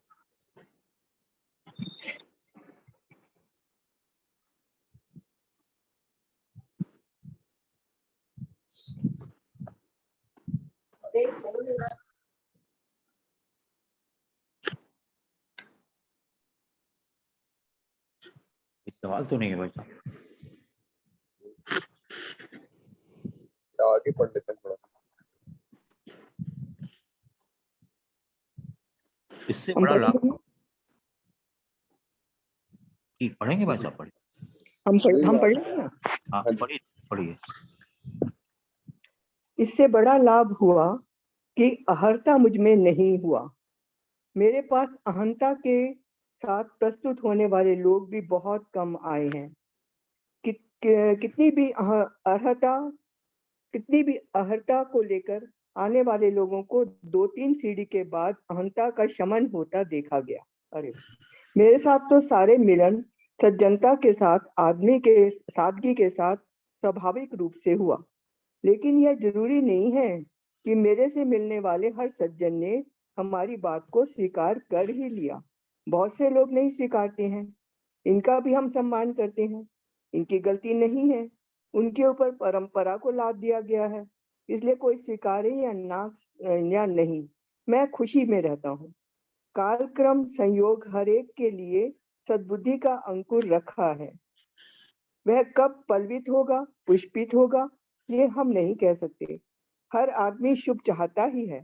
शुभ चाहने के मूल में संभावनाओं को और समीचीन किया जाए, वह मैं चाहता हूँ। संयोग जब होते हैं, आदमी समाधान के अर्थ में, व्यवस्था के अर्थ में, अखंड समाज के अर्थ में मिलते हैं। एक ही विचार, एक ही अपेक्षा के लोगों के मिलने से संयोग नहीं बनता। जैसे दो चोर, दो डाकू, दो अपराधी मिलना समाधान व्यवस्था में नहीं है, इसलिए यह संयोग नहीं है। बहुत न्यायपूर्वक बिना बना तो हमारी प्रामाणिकता की स्थली बनी। हमारा परिवारजनों की आंखों में हम ठीक चल रहे हैं, यह आ जाता है। परिवार में न्यायपूर्वक चलने के बाद जितने सारे मित्र परिवार हैं, उनके बीच सटीकता से हमारी पहचान देख पाता हूँ। बहुत बढ़िया। उसके बाद न्यायपूर्वक जीना हमारे लिए अधिकार में हो गया। जो आगंतुक आते हैं, उन पर भी हमारी पहचान स्पष्ट करने में समर्थ हो पाता हूँ। शायद यहाँ पर यही कहने हैं, मेरी पहचान का मतलब जागृत मानव का समर्थ हो पाता हूँ अपने आप को बताने में। हर मानव अपनी सार्थकता और सफलता को अपनी चाहत में बनाए ही रखता है। हमारी समझदारी है हमारी नेक चाहत का सोर्स। इस स्रोत को हम कभी भी भुलावा नहीं दे सकते। शुभ हर व्यक्ति को स्वीकार है, हर व्यक्ति की चाहत है, और शुभ घटित होने के लिए इंतजार हम सब कर ही रहे हैं। इंतजार करते समय संबंध का मुद्दा आता है। संबंधों की पहचान उसमें निहित प्रयोजन की पहचान ही है। यही अध्ययन है। प्रयोजन पहचानने के बाद मानव स्वाभाविक रूप में निष्ठान्वित होता है और फिर पारंगत होता है। पारंगत होने के बाद फलित होता ही है। यही विधि है सफलता की, जो काफी सरल है। अभ्युदय सभी संबंधों के साथ जुड़ा ही रहता है। संबंधों का प्रयोजन अभ्युदय ही है। अभ्युदय सभी संबंधों के साथ जुड़ा ही रहता है। संबंधों का प्रयोजन अभ्युदय है, अर्थात सर्वतोमुखी समाधान और सुख के अर्थ में ही। समाधान के अर्थ में ही हम प्रेम करते हैं। समाधान के अर्थ में ही हम कृतज्ञ होते हैं, मैत्री करते हैं, विश्वास करते हैं, मानव व्यवहार में प्रशस्त रहते हैं और सुख का अनुभव करते हैं। मूल्यों का स्वरूप बनता है ममता, वात्सल्य, विश्वास, स्नेह, कृतज्ञता, गौरवता, प्रेम, श्रद्धा, सम्मान। हमारे अभ्युदय के लिए जहाँ से भी सहायता मिली हो, जिससे भी मिली हो, इसकी स्वीकृति का नाम है कृतज्ञता। कृतज्ञता के साथ अन्य मूल्य अपने आप सार्थक होने लगता है। कृतज्ञता के पश्चात स्नेह, प्रेम, विश्वास सार्थक होता है। ऐसा कोई आदमी नहीं मिलता जिससे कहीं ना कहीं किसी न किसी रूप में सहायता ना मिली हो। सबकी सहायता के साथ आदमी बड़ा होता है, समर्थ बनता है और प्रमाणित हो जाता है। इस क्रम में जितने भी संबंध उनमें मूल्य ही मूल्यांकित होने पर संबंधों की निरंतरता होती है। संबंधों में मूल्य मूल्यांकित न होने पर संबंधों की निरंतरता होती नहीं है। सामान्य क्रम में भी जिनको हम अपना संबंधी मानते हैं, उनके साथ अच्छे ढंग से प्रस्तुत होते ही हैं। परंपरागत ढंग से हम संबंधों को बल, धन, बुद्धि, आयु के आधार पर पहचानते हैं, जबकि संबंध पहले अभ्युदय के अर्थ में पहचाने जाएं, दूसरे पोषण के अर्थ में है, तीसरे संरक्षण के अर्थ में है, चौथे उपयोगिता पूरकता के अर्थ में है, पांचवें सदुपयोगिता के अर्थ में है, छठवें प्रयोजन के अर्थ में। संबंधों के लिए सर्वोपरिवरीयता प्रामाणिकता के अर्थ में है। प्रमाण के आधार पर हर कोई संतुष्ट होता है। मूल्य जीवन सहज रूप में उद्गमित होते हैं। जैसे हम और आप जब मिलते हैं तो स्वाभाविक रूप से मूल्य बहने से हमारे बीच विश्वास मूल्य शुरू हो जाता है। इस विधि से हम संबंधों में मूल्यों को पहचानने, मूल्यांकन करने और उभय तृप्ति पाने में सक्षम हो जाते हैं। इससे बड़ा लाभ क्या हो गया? अभी तक भय और प्रलोभन के आधार पर संबंधों को पहचानते रहे, उसके स्थान पर मूल्य और मूल्यांकन समाधान समृद्धि की स्थिति में आ जाते हैं। भय और प्रलोभन कोई मूल्य ही नहीं है तो मूल्यांकित क्या होगा? भय के साथ प्रलोभन, प्रलोभन के साथ भय थोड़ी देर के लिए चुप होने वाली बात है। रोग तो वही का वही है। न्यायालयों में भी न्याय की बात पूरी नहीं हुई क्योंकि भय और प्रलोभन न्याय का आधार हो ही नहीं सकता। शताब्दियों से भय और प्रलोभन के आधार पर ही एक दूसरे को राजी करते आए हैं, पर अभी तक कोई व्यवस्था दे ही नहीं पाई। हम इस बात पर सहमत हो पाते हैं कि भय और प्रलोभन कोई मूल्य नहीं है और ना ही संबंधों में मूल्यांकित हो पाते हैं। मानव अभी तक मूल्यों के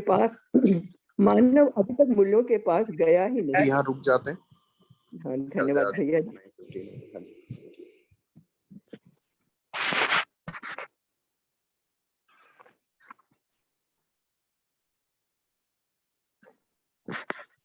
जी, तो भैया अर्हता बता दीजिए प्लीज। अहंगता है ना? अर्हता। अच्छा, अर्हता। हाँ, अर्हता तो अर्हता की इंग्लिश एलिजिबिलिटी होती है। हाँ जी, एलिजिबिलिटी। ओ धन्यवाद। तो सफलता मुझे मिली, इसमें जो कुछ प्रयास हुए उसका भी योगदान है, ऐसा ऊपर कह रहे हैं कि जो मतलब सफलता मिली तो बहुत सारे लोग भी, जैसे अभी अभी जिस प्रक्रिया से ये साधना में गए, वो प्रक्रिया तो पहले से उपलब्ध थी ना। लोगों ने प्रयास करके वो प्रक्रिया बनाई थी, वो साधना विधि बनाई थी। पतंजलि योग सूत्र को पढ़ा, श्री विद्या उपासना पद्धति पढ़ा, तो ये सारी चीजों को करते हुए यहाँ तक पहुंचे हैं। तो बोल रहे हैं बहुत सारे लोगों ने पहले भी प्रयास किए थे, उसी प्रयास के क्रम में मुझे सफलता मिली है। तो इसका सबसे बड़ा लाभ ये हुआ कि अर्हता मुझे नहीं हुआ। हालांकि ये यहाँ शब्द जो है, हमें थोड़ा सा ये अहंता होना चाहिए, कि अर्हता होगा नहीं, अहंता होगा। ठीक है, मतलब मुझे इसका अहंता नहीं हुआ, अहंकार नहीं हुआ मुझे इसका। अहंता होना चाहिए। हाँ, ये जो अहंता है वही यहाँ होना चाहिए। हाँ जी, तो हाँ, क्योंकि कह रहे हैं कि इसका सबसे बड़ा लाभ हुआ कि जब ये मुझे, मतलब जब मुझे ध्यान आता है कि जैसे हम आप अपने जिंदगी में देख सकते हैं कि मैं ये कपड़ा पहना हूं तो मैं बाजार से खरीद के लाया हूं, लेकिन मैं ये बना नहीं सकता। जिसने ये बनाया है वो मेरे लिए संबंधी मेरा है कि नहीं है, वो मेरे लिए कितना बड़ा काम किया है। अगर ये हम सोचते हैं तो फिर हमको अपने पैसे का अहंकार नहीं है कि हम पैसे से खरीद के लाए। हमको लगता है मेरे पास पैसे होने से कपड़ा थोड़ी मिल जाएगा, ये कपड़ा कोई बनाएगा तो ही मिल सकता है। जैसे भी श्रीलंका में हुआ है, लोगों के पास पैसे हैं, बाजार में सामान ही नहीं है। अब जाओ पैसा लेके खाओ, पैसे को सिल के पहनो। तो कुल मिला के वो मेरा संबंधी है कि नहीं। तो जैसे ही हमको ये सारा योगदान लोगों का संबंध समझ में आता है तो मेरी अहंता खत्म हो जाती है। तो वैसे ही कह रहे हैं बाबा जी कि इसका सबसे बड़ा लाभ हुआ कि अहंता मुझे नहीं हुआ, क्योंकि मुझे पता है कि पहले से प्रयास चल रहा था। कोई दीपक में तेल डाल रहा है, कोई दीपक में बत्ती लगा रहा है, माचिस मैंने जला दिया तो दीपक जल गया, इसका मतलब थोड़ी है कि वो दीपक मेरे ही कारण जला है। वो तो जो तेल डाला था, जिसने बत्ती डाली थी, वो सबका योगदान। जो बत्ती बनाया था, सूत को खेत में उगाया था, वो सबका योगदान के स्वरूप। जो तेल को खेत में उगाया था, उसको दबा के निकाला था यहाँ तक, आप देखिए ना कितने लोगों का योगदान एक बत्ती जलाने में। हमको लगता है मेरे, जिसने माचिस बनाया था, मुझे लगता नहीं मैंने माचिस लगाया और बत्ती जल गई, तो मैं ही किया हूँ इसको। तो वही चीज कह रहे हैं कि जब मुझे लोगों का योगदान ध्यान आता है तो मेरे में अहंता नहीं होती, अहंकार नहीं होता। तो मेरे पास अहंता के साथ प्रस्तुत होने वाले लोग बहुत कम आए हैं। क्यों? क्योंकि मेरे स्वयं में अहंता नहीं है। और कोई कितनी भी अहंता को लेकर के आने वाले लोगों को 2-3 सीढ़ी के बाद अहंता का समन होता हुआ देखा गया। जब पता चलता है कि नहीं, ये तो ज्ञान नहीं है जो मैं कुछ कर रहा हूँ, ये सब कोई सूचना है। बहुत बढ़िया। तो बोले कि मेरे साथ तो सारे मिलन सज्जनता के साथ, सादगी के साथ स्वाभाविक रूप से हुआ। ऐसा इसलिए हो रहा है क्योंकि उनके अंदर स्वयं अहंकार नहीं, तो लोगों को सज्जन रूप में देख पा रहे हैं। आप भी इसका प्रयोग कर सकते हैं कि मेरे अंदर जितनी सरलता आती है, सज्जनता आती है, अहंकार नहीं रहती है, उतना सामने वाला हमको सरल दिखने लग जाता है। फिर हमको उसका अहंकार दिखाई नहीं देता, उसकी सज्जनता ज्यादा दिखाई देने लग जाती है। ऐसा नहीं है कि कोई हुआ नहीं या कोई आया नहीं होगा, लेकिन मैं चूंकि अहंता में नहीं हुआ, इसलिए मुझे सामने वाला सज्जनता उसकी दिखने लग जाती है, और पक्ष उसके हमको कम दिखते हैं। ऐसा कह रहे हैं।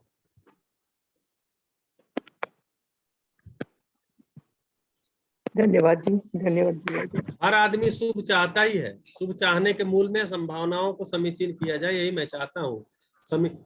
समीचीन का मतलब अवसर उपलब्ध कराया जाए, संभावनाओं को और समीचीन किया जाए, और लोगों तक इसको पहुंचाया जाए। इस बात को समीचीन का मतलब कि आसपास हो जाए, वो तो ज्यादा लोगों तक पहुंचाया जाए, ऐसा मैं चाहता हूँ, ये कह रहे हैं। संयोग तब होते हैं जब आदमी समाधान के अर्थ में, व्यवस्था के अर्थ में, अखंड समाज के अर्थ में मिलते हैं, तो उसको संयोग बोलते हैं। जैसे मैंने कहा कि ये सभा संयोगवश है, क्योंकि हम इसमें समाधान के अर्थ में, व्यवस्था के अर्थ में, अखंड समाज के अर्थ में हम मिल रहे हैं, इसलिए संयोग है। एक ही विचार, एक ही अपेक्षा के लोगों के मिलने से संयोग नहीं हो जाता। नहीं तो बोलेंगे नहीं हम लोग इसलिए मिल गए क्योंकि हम एक विचार के हैं। तो वही बोल रहे हैं कि दो चोर, डाकू, अपराधी, ये भी एक ही विचार के होते हैं, लेकिन क्या इनका मिलना संयोग है? तो बोले नहीं, इनका मिलना कोई संयोग नहीं है। क्यों? क्योंकि समाधान के अर्थ में, व्यवस्था के अर्थ में, अखंड समाज के अर्थ में नहीं मिल रहे हैं।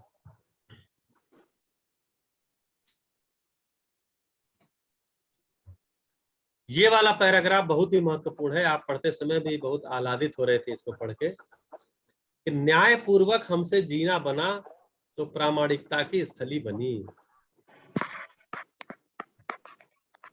कौन बने पर प्रामाणिकता स्थली? मेरा परिवार।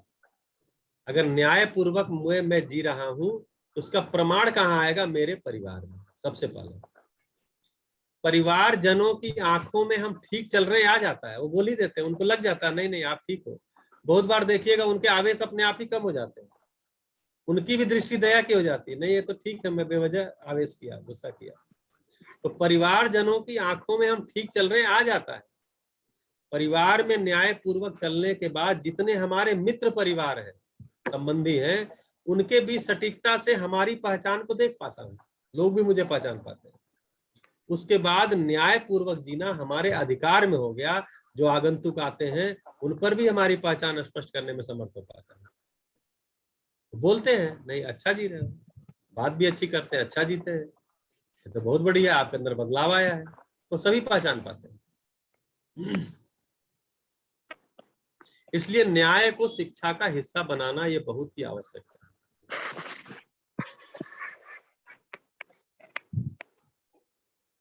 यहाँ पर कह रहे हैं कि संबंधों की पहचान उसमें निहित प्रयोजन की पहचान ही है। संबंध का पहचान का मतलब उसके अंदर जो मूल्य है उसको पहचाना जाए, यही संबंध की पहचान है। जैसे माता पिता संतान संबंध, ये पहचान में आ रहा है। क्या पहचान में आ रहा है? कैसे पहचान में आ रहा है? कि माता पिता संतान के पोषण और शिक्षा संस्कार की जिम्मेदारी को स्वीकारे हुए, इसी को ममता और वात्सल्य बोलते हैं। संतान जो है माता पिता के शिक्षा संस्कार और पोषण की जिम्मेदारी जो निर्वाह कर रहे हैं उसको स्वीकारा हुआ है, उनके योगदान को स्वीकारा हुआ है, इसको कृतज्ञता बोलते हैं। अब ये कैसे होगा? कृतज्ञता व्यक्त कैसे होगा? तो मेरी माँ ने और पिता ने मेरे शरीर के पोषण के अर्थ में और मेरे ज्ञान के समझदारी के अर्थ में अपना तन मन धन लगाया है। तो मैं जब भी कहीं बाहर पढ़ने जा रहा हूँ, कहीं नौकरी में जा रहा हूँ, तो वहां पर मैं कोई बेवकूफी का काम नहीं करूंगा, क्योंकि मेरे पिता माता ने मुझे समझदारी के लिए तैयार किया है, समझदार होके यहाँ भेजा है, ऐसा मान के भेजा है कि मैं समझदार हो गया। जब भी उनको पता चलेगा मैंने कोई बेवकूफी की है, वो दुखी होंगे। ऐसे ही माँ ने शरीर के पोषण के अर्थ में जन्म से लेकर के मेरे शरीर के पोषण किया है और मेरे शरीर के पोषण का प्रशिक्षण भी दिया है कि किस चीज को आहार कहते हैं, कैसा आपका विहार हो जिससे आपका शरीर स्वस्थ हो। अब मैं अगर दूर भी चला गया हूं माँ और पिता से, दूर पढ़ने नौकरी करने और करने, तो भी मैं अपने शरीर का वैसा ही ध्यान रखता हूं। यही माँ के प्रति कृतज्ञता है, यही उनके योगदान को स्वीकारना है। ये पहचान में आ रहा है, इसी को बोल रहे हैं ममता वात्सल्य और कृतज्ञता को पहचानना। ये पहचान में आ रहा है तो संबंध पहचान में आ रहा है। इसीलिए लाइन लिखे हैं, संबंध की पहचान उसमें निहित प्रयोजन यानी मूल्य की पहचान ही है। यही अध्ययन है, इसके लिए ही अध्ययन है और यही सारा अध्ययन है। प्रयोजन को पहचानने के बाद मानव स्वाभाविक रूप में निष्ठान्वित हो जाता है। जैसे मान लीजिए मुझे लखनऊ जाना है और मुझे वहां के शिक्षा मंत्री के सामने ये मानवीय शिक्षा का प्रस्तुतिकरण करना है, जिससे कि वहां के शिक्षा व्यवस्था में आ जाए। तो अब मुझे लखनऊ क्यों जाना है मुझे पता चल गया।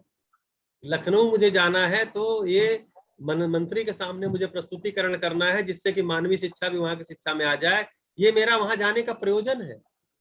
अब मैं उसके लिए निष्ठान्वित हो गया हूँ। निष्ठान्वित का मतलब मेरा जो निश्चय है अब निरंतरता आ गई है। अब मुझे ट्रेन का टिकट मिलेगा कि फ्लाइट का मिलेगा या बस से मिलेगा, कैसे उपाय करके मैं पहुंचूंगा ही। किसी मित्र की गाड़ी मांगूंगा, किसी मित्र से आग्रह करूंगा, कोई कैब हायर करूंगा, क्योंकि मुझे प्रयोजन पता चल गया है और निश्चित प्रयोजन जो है मुझे मालूम है, इसलिए मैं उसके प्रति निष्ठान्वित हो जाता हूँ। तो प्रयोजन पता चले बगैर मैं निष्ठान्वित नहीं हो सकता। और जिस चीज में निष्ठान्वित होते हैं उसके लिए पारंगत भी होते हैं। यही विधि सफलता की है जो काफी सरल है। देखिए यहाँ एक लाइन में पूरी बात को कितना आसान बना दिए। यही विधि सफलता की है जो काफी सरल है। क्या सरल है? प्रयोजन को पहचान लेना। आप अभी संजीव भैया के यहाँ मैं गया था तो उनके घर शादी विवाह का मामला था। उनके पैर में एक दिन पहले कुछ दर्द हो गया, उंगलियों में बहुत ज्यादा। अब चलने में दिक्कत हो रही थी, लेकिन शादी है तो चलते जा रहे हैं। हमने कहा थोड़ा रेस्ट करिए, बोले नहीं अब देखेंगे 27-28 के बाद देखेंगे। अब क्या है कि एक प्रयोजन पता है कि शादी है घर में, तो दर्द भी अब क्या हो गया, वो गौण हो गया। तो प्रयोजन के अर्थ में निष्ठा बन जाती है। फिर हम बहुत सारे सुविधा और बहुत सारी अन्य चीजों का मैं ध्यान नहीं रखता। मैं रात भर जग भी सकता हूँ, तब कोई दिक्कत नहीं। घर में आपके शादी होती है, आप रात भर जगते हैं और किसी को कंप्लेन भी नहीं करते कि क्या करूं यार मैं रात भर जगा, दिमाग डिस्टर्ब हो गया, क्या बताएं, ये शादी वादी तो बहुत लफड़े की चीज है, रात भर जगना पड़ा। ऐसा नहीं कहते आप। क्यों? क्योंकि प्रयोजन था, वो जगने का प्रयोजन पता था, इसलिए आप जग गए। बोले कि प्रयोजन स्पष्ट होने से निष्ठान्वित होते हैं और पारंगत होते हैं। यही विधि है सफलता की जो काफी सरल है। सभी संबंधों का जो प्रयोजन है अभ्युदय ही है। अभ्युदय का मतलब सर्वतोमुखी समाधान, हर दिशा कोण से समाधान। मेरे बारे में, संबंध के बारे में, प्रकृति के बारे में, अस्तित्व के बारे में, सारे प्रश्नों का उत्तर होना ही सर्वतोमुखी समाधान है। इसको ही अभ्युदय बोलते हैं। तो सभी संबंधों का प्रयोजन अभ्युदय ही है। मेरा आपसे संबंध अभ्युदय के अर्थ में है, मेरा मेरी पत्नी से संबंध अभ्युदय के अर्थ में है, मेरा मेरे बच्चे से संबंध अभ्युदय के अर्थ में है, मेरे मित्र से संबंध अभ्युदय के अर्थ में है। अगर नहीं ये पता है तो किसी न किसी भोग के अर्थ में हम पहचाने रहते हैं उस संबंध को। फिर बोलते हैं समाधान के अर्थ में ही हम प्रेम करते हैं। बहुत ही बढ़िया ये पूरा ये 2 पैराग्राफ है, इसमें इतनी बातें आई हैं। समाधान के अर्थ में ही हम प्रेम करते हैं, समाधान के अर्थ में ही हम कृतज्ञ होते हैं, समाधान के अर्थ में ही हम मैत्री करते हैं, समाधान के अर्थ में ही हम विश्वास करते हैं, समाधान के अर्थ में ही मानव व्यवहार में प्रशस्त रहते हैं और सुख का अनुभव करते हैं। तब ये सारे मूल्य जो हैं आगे यहाँ लिख रहे हैं बहते हैं। ऐसा कोई आदमी नहीं मिलता जिससे कहीं न कहीं किसी न किसी रूप में आपको सहायता न मिली हो। आप जांच के देखिएगा, आज से जांचिए 2 दिन तक। जो भी व्यक्ति आपके सामने पड़ा है वो आपके लिए किसी न किसी रूप में उपयोगी पूरक है ही, उसने कोई न कोई योगदान किया ही है। सफाई वाला, दुकान वाला, बस वाला, ऑटो वाला, टैक्सी वाला, ई रिक्शे वाला, रिक्शे वाला, मेट्रो में बैठने वाला, आपके बगल के सीट पे बैठने वाला, आपके बगल मेट्रो में या बस में आपके बगल के सीट में बैठने वाला अगर आपको धक्का मारे तो आपको उसमें बैठना आसान हो पाएगा? आपसे झगड़ा करे आसान हो पाएगा? नहीं। तो कम से कम उसका योगदान यही है कि आपको धक्का नहीं मार रहा और आपसे झगड़ा नहीं कर रहा, आराम से बैठा है। ये भी कम योगदान नहीं है, ये तो कौन ही मारता रहता। तो इसलिए बोल रहे हैं ऐसा कोई आदमी नहीं मिलता जिससे कहीं न कहीं किसी न किसी रूप में सहायता न मिली हो। सबकी सहायता के साथ ही आदमी बड़ा होता है, समर्थ बनता है और प्रमाणित होता है। इसलिए आदमी में अहंकार कैसे आएगा जब वो इतने सारे ही आदमियों के सहयोग से वो पल रहा है, बड़ा हो रहा है। इस क्रम में जितने भी संबंध हैं उनमें मूल्य ही मूल्यांकित होने पर संबंधों की निरंतरता। जिसको हम संबंधी मानते हैं उसके साथ अच्छे ढंग से प्रस्तुत होते हैं। अंत में जो मैं हाईलाइट किया था कि जबकि संबंध पहले अभ्युदय के अर्थ में है, दूसरा पोषण के अर्थ में है, तीसरा संरक्षण के अर्थ में। अब ये उल्टा हो गया। हमको लगता है संबंध पोषण संरक्षण के अर्थ में, उपयोगिता के अर्थ में है, अभ्युदय के अर्थ में नहीं है। बोल रहे पहला यहाँ बोल रहे हैं पहला जो है ये अभ्युदय के अर्थ में है, पहला अभ्युदय के अर्थ में, दूसरा पोषण के अर्थ में, तीसरा संरक्षण के अर्थ में है, चौथा उपयोगिता पूर्णता के अर्थ में, पांचवा सदुपयोगिता के अर्थ में है, छठवां प्रयोजन के अर्थ में। तो संबंधों के लिए सर्वोपरिवर्यता प्रामाणिकता के अर्थ में है। प्रमाण के आधार पर हर कोई संतुष्ट होता है। यहाँ एक बात और कह रहे हैं कि जैसे हम और आप जब मिलते हैं तो अस्वाभाविक रूप से मूल्य बहने से हमारे आपके बीच में विश्वास शुरू हो जाता है, बहने लगते हैं मूल्य। जब आप किसी संबंधी से मिलते हैं तो आप आह्लादित होने लगते हैं, संबंधी भी आह्लादित होने लग जाता है। इसका मतलब मूल्य बहने लगते हैं, विश्वास, सम्मान, स्नेह का। संबंध को पहचानना यह मुख्य मुद्दा है। तो आगे कुछ समीक्षा की बात हुई है कि न्यायालयों में बात पूरी नहीं हुई है, परंपरा में आई नहीं है। शताब्दियों से भय प्रलोभन को आधार मान लिया गया है और भय प्रलोभन के आधार पे ही आदमी ठीक रह सकता है, ऐसा मान लिया गया और इसके आधार पे सारी शासन व्यवस्था, सारे नियम कानून बनाते गए हैं। जबकि भय प्रलोभन कोई मूल्य नहीं है, यह अभाव है। अभाव में भय क्या है? किसी मूल्य के अभाव में ही भय होता है, संबंध की अनिश्चितता में ही भय होता है। बहुत बढ़िया। प्रलोभन क्या है? तो प्रलोभन किसी न किसी भाव को किसी वस्तु से भरने का प्रयास है, इसलिए वो पूरा नहीं पड़ता। हम आपको लालच दे रहे हैं पद का, रूप का, धन का, बल का, इसका मतलब आप में कोई विश्वास, सम्मान, स्नेह का अभाव है। तो हम किसी वस्तु से, रूप से, पद से, धन से, बल से भरने का आपको एक लालच दे रहे हैं, वही प्रलोभन है। ये अस्थायी है, ये पूरा नहीं पड़ता। तो एक्चुअली ये अभाव में ही होता है। भय भी अभाव में होता है, प्रलोभन भी अभाव में होता है। जब हमको भाव पकड़ में आ जाता है तो भय प्रलोभन की आवश्यकता नहीं होती। जी, तो 9:28 हो गया मेरी अपनी बात कहते कहते ही। बहुत बहुत धन्यवाद।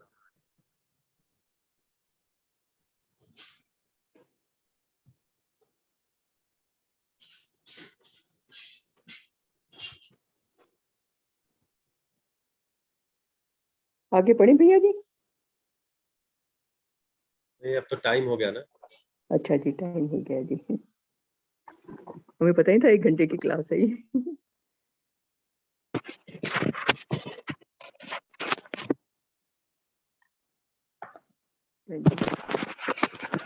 धन्यवाद भैया जी, बहुत बहुत शुक्रिया। धन्यवाद, थैंक यू भैया। सभी को नमस्ते। नमस्ते।